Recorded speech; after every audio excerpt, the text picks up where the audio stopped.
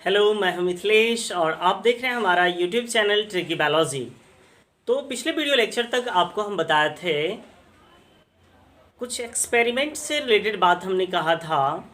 वहाँ पे chromosomal theory आपको बताए थे जो दिए थे सटन एंड बाबरी। और बात करें इसका जो एक्सपेरिमेंटल प्रूफ वाला कंसेप्ट था वो दिए थे टी.एच. मॉर्गन यानी थॉमस एंड मॉर्गन। तो आइए उनके विषय पे थोड़ी बहुत बात करेंगे यहाँ पे, जो आपके एग्ज़ाम के पॉइंट ऑफ व्यू से बहुत ही ज़्यादा इम्पोर्टेंट पॉइंट है। और ये क्लास 11th के बायोलॉजी के चैप्टर नंबर 5 का कंटेंट है और पेज 82 या 83 में ये दिया हुआ है। काफ़ी ज़्यादा इम्पोर्टेंट पॉइंट है, यहाँ से क्वेश्चन आने के चांसेस ज़्यादा रहते हैं। तो आइए हम पॉइंट बाय पॉइंट आपको डील करते हैं, आप यहाँ से समझिएगा। और यदि आप मेरे वीडियो को लगातार देख रहे हैं और यहाँ तक आ ही गए हैं तो चैनल को लाइक, शेयर और सब्सक्राइब करना ना भूलें। तो आइए यहाँ से हम पढ़ते हैं experimental verification of chromosomal theory. यानी हम बात करें क्रोमोसोमल थ्योरी, तो दिए कौन थे? क्रोमोसोमल थ्योरी जो दिए थे ये तो दिए थे सटन एंड बाबेरी। लेकिन बात करें इसको एक्सपेरिमेंटल प्रूफ करना, एक बात पता है, जैसे हम कुछ कह दिए अब लोग उसे माने या ना माने ये हम नहीं कह सकते हैं। उसका मन माना तो माना, नहीं माना तो नहीं माना। लेकिन हम जो कहे उसको यदि हम एक्सपेरिमेंटल प्रूफ कर दिए तो नहीं मानने वाले को भी मानना पड़ेगा। यही बात करें, कोई भी चीज़ होता है उसमें आपको एक्सपेरिमेंटल प्रूफ करने की ज़रूरत होती है। तो ये क्रोमोसोमल थ्योरी को जो एक्सपेरिमेंटल प्रूफ किए थे वो किया था टी.एच. मॉर्गन। इनका पूरा नाम था Thomas and Morgan.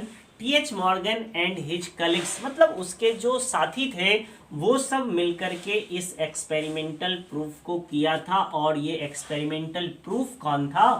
Chromosomal theory. देखिए यहाँ से दो तरह के क्वेश्चन बनते हैं।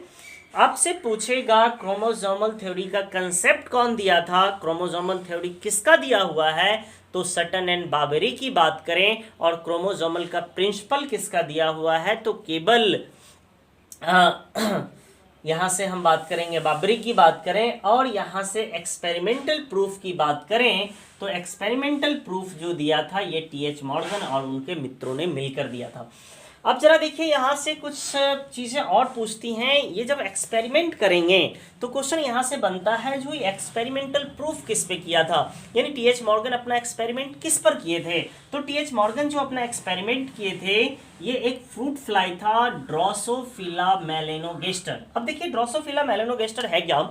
जैसे कि बात करें, अब आम के सीजन आने वाले हैं, 10-15 रोज के बाद आम अच्छे खासे आ जाएंगे।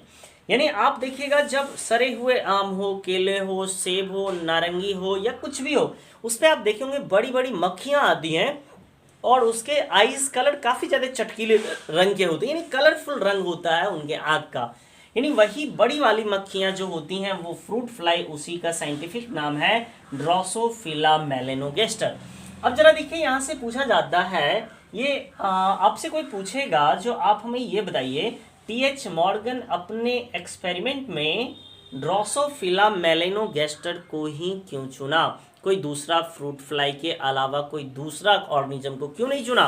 तो इसके पीछे कुछ रीज़न है जो यहाँ पे हम आपको बताएं। सबसे पहला देखिए, ये ड्रोसोफिला मेलेनोगेस्टर को ग्रो करना लेबोरेटरी में बिल्कुल आसान था। यानी कुल मिलाकर के आम सरे हुए आम को, केला उला को दाब पीस दीजिए, फ्रूट छोड़ दीजिए, वो घूमता फिरता कहीं ना कहीं से अपने आप वो चला आएगा ड्रोसोफिला मेलेनोगेस्टर। यानी बात करें लेबोरेटरी में इसको लाना आसान था और इसको ग्रो करना आसान था, पहला चीज़। इसी के कारण टी.एच. मॉर्गन जो है ड्रोसोफिला मेलेनोगेस्टर को चुने थे। दूसरी पॉइंट यहाँ से आती है, इसका लाइफ साइकिल जो होता है बस 2 वीक का होता है। यानी साइंटिस्ट यदि 2 वीक तक एक्सपेरिमेंट लगातार करते रहे तो मान के चलिए 14 दिन में उनका एक्सपेरिमेंट एक दफ़ा ख़त्म हो जाता था। यानी पहला, उसको लेबोरेटरी में सिंथेसाइज्ड मीडियम पे ग्रो करना आसान था, और दूसरा इसका लाइफ साइकिल कम था 2 वीक को, जिससे एक्सपेरिमेंट करने में काफ़ी ज़्यादा टाइम नहीं लगता था। अब ज़रा सोचिए इसको कैसे, यदि कोई ऑर्गेनिज्म, यदि कोई साइंटिस्ट ह्यूमन पे एक्सपेरिमेंट करे पता चलता है ह्यूमन का उम्र होता है 60 साल, 65 साल, 70 साल, पता चलेगा। मेरे लाइफ साइकिल के बारे में पूरा पढ़ भी मतलब समझा ही नहीं पाया, एक्सपेरिमेंट नहीं कर पाया, उससे पहले बेचारा साइंटिस्ट ही मर गया। इसलिए साइंटिस्ट जो भी होते हैं वो अपने एक्सपेरिमेंट में वैसे ऑर्गेनिज्म को, वैसे इंडिविजुअल को सिलेक्ट करते हैं जिनका लाइफ स्पेन छोटा हो, और जब लाइफ स्पेन छोटा होगा तो वो कम समय में पूरी उसकी लाइफ के बारे में एक्सपेरिमेंट कर सकते हैं। तीसरा हम बात करें अब जरा देखिए, जब कोई एक्सपेरिमेंट करेगा तो एक्सपेरिमेंट के बाद बहुत सारे इंडिविजुअल हो जाएंगे जो मरेंगे, और मरेंगे यदि उसका रिप्रोडक्शन रेट कम होगा तो आप बताइए क्या उस पर ईजिली एक्सपेरिमेंट कर पाना मुश्किल है कि नहीं है। इसलिए हम यहाँ से देखें, ये जो है ना फ्रूट फ्लाई, ये फ्रूट फ्लाई की बात करें, ये जो फ्रूट फ्लाई है वो एक मेटिंग में ही कई सारे पॉपुलेशन, कई सारे इंडिविजुअल ग्रो कर लेते हैं। यानी हम बात करें ड्रोसोफिला मेनोलोगेस्टर जो है एक मेटिंग से large number of progeny produce करता है। यानी हम देखें अभी तक 3 पॉइंट देखे हैं। सबसे पहला, इसको लेबोरेटरी में सिंथेसाइज्ड मीडियम पे इसको ग्रो करना आसान। दूसरी बात करें, ये कंप्लीट लाइफ साइकिल अपना बहुत कम समय 2 वीक में ही पूरा कर लेता है। और तीसरा, यानी एक मेटिंग, सिंगल मेटिंग से काफ़ी ज़्यादा नंबर ऑफ पॉपुलेशन यहाँ से मिल सकते हैं। तीसरी बात करें, अब चला देखिए, जब एक्सपेरिमेंट कर रहे हैं तो मेल और फीमेल को पहचानना जरूरी है, और वैसे भी सेक्सुअलिटी पे ये बेस्ड है ये एक्सपेरिमेंट। तो आप देखिएगा उसमें मेल और फीमेल को पहचानना पड़ता था, मेल ड्रोसोफिला कौन है और फीमेल ड्रोसोफिला कौन है। तो हम बात करें, मेल का जो साइज फीमेल के रिस्पेक्टिवली छोटा होता था, यानी मेल का साइज स्मॉल होता था और फीमेल लार्ज होती थी, जिसके कारण ये क्लियर डिफ्रेंसिएशन मिल जाता था सेक्स यानी मेल एंड फीमेल में। और दूसरी बात करें, इसमें जो हेरिडिटी इवोल्यूशन मिलते थे, यानी वेरिएशन जो मिलते थे, ये जो है ड्रोसोफिला में एक सिंपल कम पावर वाले माइक्रोस्कोप से ही क्लियर कट देखा जा सकता था।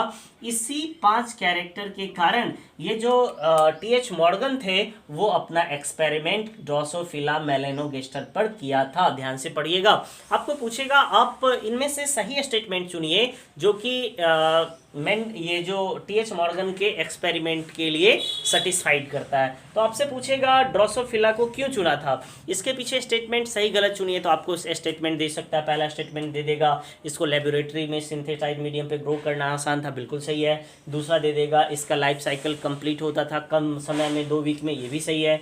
तीसरा आपसे कह देगा ये एक मीटिंग में कई सारे इंडिविजुअल प्रोड्यूस करते थे, ये भी सही है। चौथा कह देगा इसमें मेल और फीमेल को पहचानना आसान था, ये भी सही है। पांचवा कह देगा इसमें हेरिडिटी के इवोल्यूशन यानी वेरिएशन को लो माइक्रोस्कोप से देख पाते थे, सही है। यानी ये सारे चीज़ें जो हैं ये टीएच मॉर्गन के एक्सपेरिमेंट के लिए लकली आया, क्योंकि ये जो एक्सपेरिमेंट कर रहे थे वो सारे कैरेक्टर को clear cut T H Morgan drosophila में देखा था, इसलिए ड्रोसोफिला को अपना एक्सपेरिमेंट के लिए ऑर्गेनिज्म सेलेक्ट किया था। क्लियर है क्या? अब देखिए यहाँ से अब अगला टॉपिक हम स्टार्ट करेंगे, काफ़ी ज़्यादा इंपॉर्टेंट टॉपिक है, यहाँ से लिंकेज। तो ज़रा देखिए लिंकेज हम स्टार्ट करते हैं, तो इसको आप लोग लिखिए, हम वीडियो रोक करके आपको पहले लिख लेते हैं ताकि टाइम कम लगे। देखिए अब हम आपको यहाँ से लिंकेज को एक्सप्लेन करेंगे। सबसे पहले देखिए लिंकेज की ये बात करें तो होता क्या है, जरा आप देखिए यहाँ से एक हम आपको क्रोमोसोम बनाए, एक क्रोमोसोम ये और दूसरा क्रोमोसोम ये दोनों आपस में होमोलोगस क्रोमोसोम है, ये दोनों आपस में होमोलोगस क्रोमोसोम है। अब जरा देखिए इस पे हम बात करें, इस क्रोमोसोम पे कैपिटल ए और स्मॉल ए, यहाँ पे कैपिटल ए और कैपिटल ए और कैपिटल बी का डोमिनेंट जीन है और इसके ऊपर रेसेसिव जीन है। यानी बात करें ये रहा डोमिनेंट और ये रहा रेसेसिव। अब जरा देखिए जब यहाँ से ये गैमिट बनाएंगे, जब यहाँ से ये गैमिट फॉर्मेशन करेगा, यहाँ से जब ये गैमिट फॉर्मेशन करेंगे तो आप जरा बताइए यहाँ से ओनली 2 टाइप्स का गैमिट बनेगा, एक बनेगा ए बी और दूसरा बनेगा ये स्मॉल ए और स्मॉल बी। अब देखिए यहाँ हाइब्रिड का चांस नहीं है, क्योंकि जब ये गैमिट बनाएंगे ये तो 2n है और जब ये n जाएंगे तो एक इधर चला जाएगा और दूसरा एक इधर चला जाएगा। यानी हम बात करें कहीं से इस दोनों का फ्यूजन नहीं हुआ, क्यों नहीं हुआ? क्योंकि इस क्रोमोसोम के ऊपर ये वाला जीन और ये वाला जीन एक ही क्रोमोसोम पे हैं और गैमीट फॉर्मेशन में ये क्रोमोसोम टूटते नहीं है, क्रोमोसोम का डिवीजन होता है। तो ये क्रोमोसोम अलग चले जाएंगे और हम बात करें ये क्रोमोसोम अलग चले जाए, दो तरह के गैमीट यहाँ से बनेंगे। अब देखिए ये कैरेक्टर इसके साथ लिंकेज है और ये कैरेक्टर इसके साथ लिंकेज है एक क्रोमोसोम पे, और दूसरे क्रोमोसोम पे ये इसके साथ लिंक है और ये इसके साथ लिंक है। यानी यहाँ से कभी भी, यहाँ से हम देखें कभी भी कैपिटल ए और स्मॉल बी नहीं बनेगा या स्मॉल ए कैपिटल बी नहीं बनेगा। कारण यही है कि इसका ये इसके साथ नहीं जा सकता है और इसका ये इसके साथ नहीं जा सकता है। जब भी बनेगा तो दो ही टाइप के गैमेट बनेंगे। ये दोनों के साथ जुड़ने की टेंडेंसी ही क्या कहलाई? और लिंकेज। और इसी लिंकेज को सबसे पहले एक्सपेरिमेंटली प्रूफ जो किया था वो किया था, एक्सपेरिमेंटल प्रूफ जो किया था यहाँ से मॉर्गन किया था। अब जरा देखें, इससे पहले भी लिंकेज का कंसेप्ट आए थे लेकिन वो लिंकेज को लिंकेज नाम नहीं दिया था। सबसे पहले लिंकेज का डेफिनेशन आपको बताए, a physical association of gene on the chromosome is called linkage. यानी एक क्रोमोसोम के ऊपर जीन के जुड़े रहने की टेंडेंसी ही क्या कहलाएगी? लिंकेज। और लिंकेज की बात करें, हम बात करें ये इनहेरिटेंस को आगे एक तरह से कपलिंग में ले जाता है, साथ ही साथ ले जाता है। देखिए लिंकेज को सबसे पहले जो देखा था बैटसन और पनेट ने देखा था। देखिएगा क्वेश्चन पूछेगा लिंकेज को एक्सप्लेन कौन किया था, तो टीएच मॉर्गन। लिंकेज नाम कौन दिया था? लिंकेज नाम भी दिया था टीएच मॉर्गन, और लिंकेज की थ्योरी को प्रोड्यूस भी कौन किया था? T H Morgan. लेकिन सबसे पहले लिंकेज देखा था कौन? यानी first seen the linkage Bateson and Punnett. Bateson और पनेट सबसे पहले लिंकेज को देखा था। किस प्लांट में? लेथायरस ऑरिडेटस में देखा था। लेकिन ये इसका नाम कपलिंग दिया था, साथ जुड़ने का नाम कपलिंग और अलग होने का नाम रिपल्सन दिया था। यानी यहाँ से देखिए आपको हम यहाँ तक बताए क्या क्या, जरा देखिए।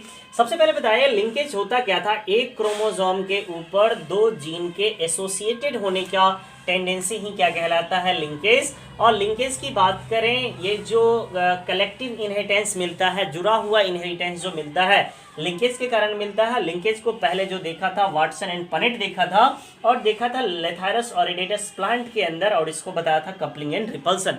लेकिन ये जो लिंकेज टर्म जो था वो दिया था टीएच मॉर्गन, और ये ड्रोसोफिला पे एक्सपेरिमेंट करके प्रूफ किया था, और साथ ही साथ लिंकेज के थ्योरी को प्रोड्यूस भी कौन किया था? ये टीएच मॉर्गन किया था।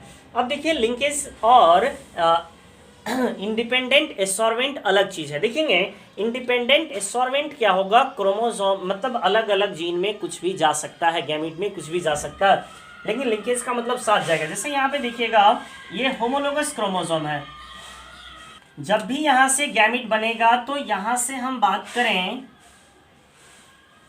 Produces only 2 types of gene. यहाँ से केवल 2 टाइप के ही जीन बनेंगे, यानी 2 टाइप के ही गैमीट बनेंगे। यहाँ से 2 टाइप के ही गैमीट बनेंगे, एक इसका और एक इसका। यानी हम बात करें एक कैपिटल ए और बी, और एक बनेगा स्मॉल ए एंड बी। लेकिन यहाँ से बात करेंगे, यहाँ से जरा देखिए ये दोनों अलग अलग ही जीन है, ये दोनों नॉन होमोलोगस जीन है, तो ये इसके साथ क्रॉस करके बना लेगा कैपिटल ए कैपिटल बी, ये इसके साथ क्रॉस करके बना लेगा कैपिटल ए स्मॉल बी, ये इसके साथ क्रॉस करके बना लेगा स्मॉल ए कैपिटल बी, और ये इसके साथ क्रॉस करा के बना लेगा स्मॉल ए स्मॉल बी। यहाँ से हम बात करेंगे, यहाँ से हम देखें 4 types of gametes are produce. यहाँ से 4 टाइप के गैमेट बनेंगे, लेकिन यहाँ से कितने बनेंगे? 2 टाइप की। यानी हम बात करें लिंकेज है क्या? लिंकेज साथ साथ कैरेक्टर के जाने की टेंडेंसी है, और इंडिपेंडेंट एसॉर्वेंट होता क्या है? अलग अलग तरह के गैमेट यहाँ से बना सकते हैं, एक दूसरे से फ्रीली ये रह सकता है। तो यहाँ से हम आपको बताएं लिंकेज और इंडिपेंडेंट एसॉर्वेंट। ये तो इंडिपेंडेंट एसॉर्वेंट आप पीछे ही देख लिए थे मेंडलिज्म में, ये दोनों को हम कंपेयर करके बताए, तो ये आपको ध्यान रखना है यहाँ से लिंकेज। अब जरा देखिए, अब यहाँ से लिंकेज की थ्योरी को हम एक्सप्लेन करेंगे, तो आप लोग